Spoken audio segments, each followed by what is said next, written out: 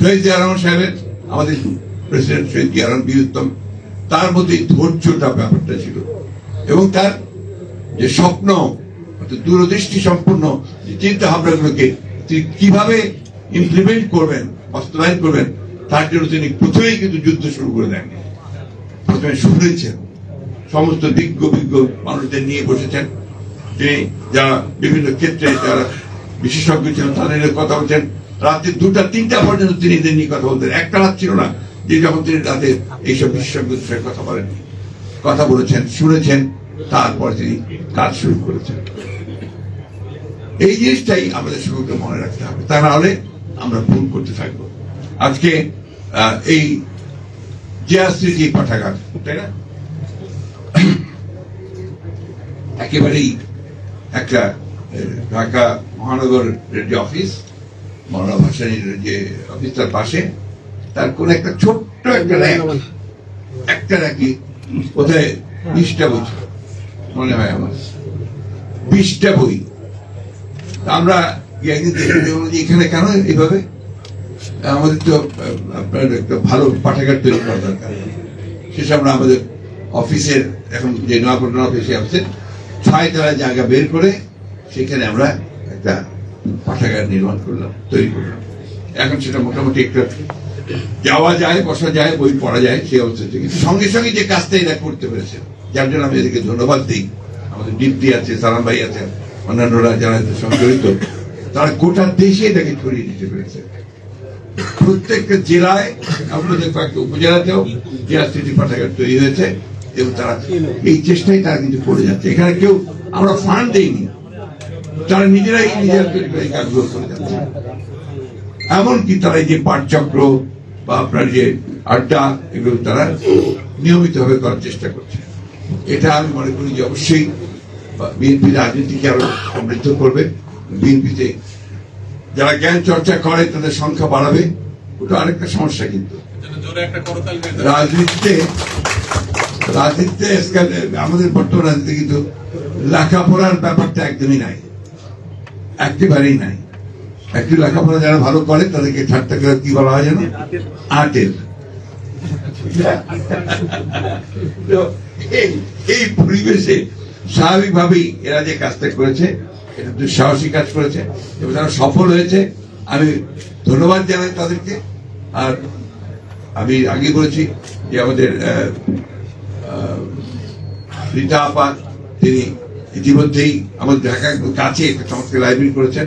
এরপর লাইব্রেরিতে অনেকখানি খুব সুন্দর সুন্দর করে উঠেছে, আপনারা সেটা দেখবেন। আমি কথা বেশি বাড়াবো না। আমি একটা কথাই শুধু আপনাদেরকে শেষ কথা বলতে চাই যে কখনো ধৈর্য হারাবেন না, আশা হারাবেন না। আমরা কেন জানি না, আমাদের প্রত্যাশা অনেক, কিন্তু ধৈর্য একেবারেই কম। এটা মাত্র কয়েকটা মাস হয়েছে, এর মধ্যে সব পাগল হয়ে গেছি আমরা। এবং দেখেন আমাদের এই সরকার অনেক ভুল ত্রুটি করছে, ভুল তো করবে, কারণ তারা সরকারে ছিল না, রাজনীতি করেনি, রাজনীতি তারা তো জানেও না, বুঝেও না, তাই না? তাদের কিন্তু সেই সময়টুকু সুযোগ দিতে হবে। প্রতিদিন আপনার এখন বার হচ্ছে আপনার মিছিল, দাবি দাওয়া সব বেড়ে গেছে। একদিন কোথায় ছিলে বাবা? তখন তো একটা কথা বলার সুযোগ, সাহসও কেউ পাও নাই, একটা কথা বলার সুযোগ কেউ পাও নাই, সাহসও পাও নাই। আর এখন যেহেতু একটা অবস্থা তৈরি হয়েছে, সবাই যাবে পিঠে। এখন ওয়াজির সাহেব বলছেন যে ওনার পাশেই জাতীয় বিশ্ববিদ্যালয়, আজকে ওখানে স্ট্রাইক চলছে, রাস্তাঘাট বন্ধ। এটাতে লাভটা কার? এটাতে এই দেশের, এই সমাজের, এই মানুষের কোন লাভ হবে? ধৈর্য ধরে যাই, সামনের দিকে যাই। অনেক ত্রুটি আছে, আমি বিশ্বাস করবো। তো অনেক ত্রুটি তারা নিয়ে এসছে, একটা জঞ্জালের মধ্যে এসছে, একেবারে ধ্বংসপ্রাপ্ত জঞ্জাল। চিন্তা, আমার ধারণা ছিল যে এটা এত খারাপ হয়ে গেছে। এই আপনার পরিবর্তনের পরে যখন আমরা দু একটা জায়গায় খোঁজ খবর নেই, অফিস আদালতে খোঁজ খবর নেই, ভয়াবহ ভয়াবহ দুর্নীতি, চুরি, ব্যক্তিগত স্বার্থ ছাড়া আর কোন চিন্তা নেই সরকারি আমলাদের মধ্যে। বলতে আমি বাধ্য হলাম, দুঃখিত। এই অবস্থার পরিবর্তন তো আপনার এত দ্রুত হবে না, একদিনে হবে না। ধৈর্য ধরেন, স্ট্রাকচার আমরা খাড়া করি, গণতান্ত্রিক একটা স্ট্রাকচার খাড়া হোক, সেই স্ট্রাকচার খাড়া হলে নিশ্চয়ই আমরা আপনার সামনের দিকে এগিয়ে যেতে পারবো। তো একটা কথা আবার আমি বলি, আমাকে অনেকে ভুল বোঝে যে আপনি তো নির্বাচন করেন। হ্যাঁ, আমাকে বিশেষ করে ছাত্ররা তো বলেই এখানে নির্বাচন করার কারণটা একটাই, হচ্ছে যে আমরা বিশ্বাস করি, আমি জানি না আমার এই বিশ্বাস ভুল কিনা, যে কোনো নির্বাচিত সরকার কিন্তু একটা অনির্বাচিত সরকারের যে আমার এক্সেস থাকে, আমি যেতে পারি, কথা বলতে পারি, এমন আমার সেই একটা নেই। জিয়াউর রহমানের কৃতিত্বটা ছিল কোন জায়গায়?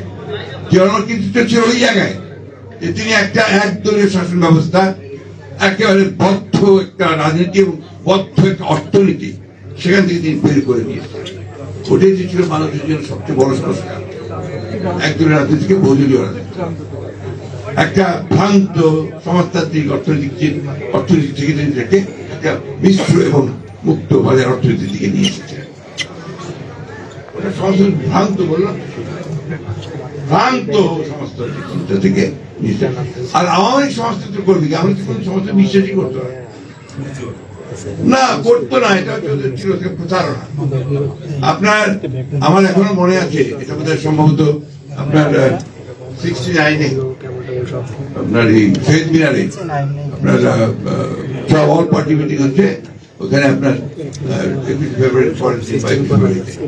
ওইখানে আমাদের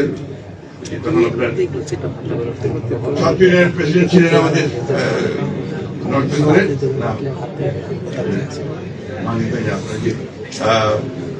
দোহা ভাই, শামসুদ্দোহা ভাই, হ্যাঁ সেক্রেটারি।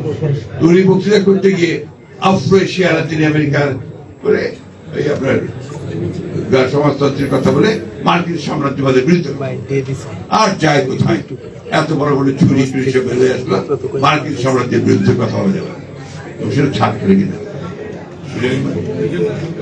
তখন ওই দল যদি আপনার সমাজতন্ত্র করতে চায় তো কি হবে সমাজতন্ত্রের অবস্থা? তাই হয়েছে। আজকে এই জিনিসটা আমাদেরকে বুঝতে হবে যে আমরা ওই জায়গাটা থেকে বেরিয়ে এসে সুযোগ পেয়েছি, সম্ভাবনা তৈরি হয়েছে একটা, যে আমরা একটা ভালো কিছু করব। এই সংস্কারের প্রস্তাবগুলো আসতে শুরু করেছে। আমার বিশ্বাস যে আমাদের প্রধান উপদেষ্টা তিনি খুব শীঘ্রই এই বিষয়গুলো ডাকবেন, সমাধানের দিকে আসবেন, আলোচনা হবে, ঐক্যমতের ভিত্তিতে আমরা একটা জায়গায় গিয়ে পৌঁছাবো। নির্বাচনটার কথা এই জন্য তাড়াতাড়ি বলি যে নির্বাচনটা হলে এই সমস্যাগুলো চলে যাবে। এখানে আপনার একটা নির্বাচিত সরকার, সে একটা পিপুলস ম্যান্ডেট নিয়ে বসবে। এরা তো এখন বসতে পারেনি, ওদের মধ্যে সেই কনফিডেন্স তো নাই। এই জন্যই পিপুলের ভাষাটা তো বুঝতে হবে, সেটা আপনার একটা নির্বাচিত সরকারের সবচেয়ে ভালো বুঝবে বলে আমরা বিশ্বাস করি। এই জন্য আমরা এখনই করে ফেলতে হবে তা তো বলছি না, ন্যূনতম যে সংস্কারটা প্রয়োজন সেটা করে নিয়ে নির্বাচিত করলে সমস্যাটা অনেকটা সমাধান হবে। যাই হোক, আমি এর কথা বাড়াবো না। আমি আড্ডা দিদিকে বক্তৃতার মধ্যে কথা বলে ফেলেছি, কিন্তু আড্ডার পরিবেশ থেকে নাই। আমি আশা করবো এর পরে আমাদের সালাম সাহেব, দীপ্তি, এরা সেই পরিবেশ নিয়ে আরো ভালোভাবে তৈরি করতে পারবো।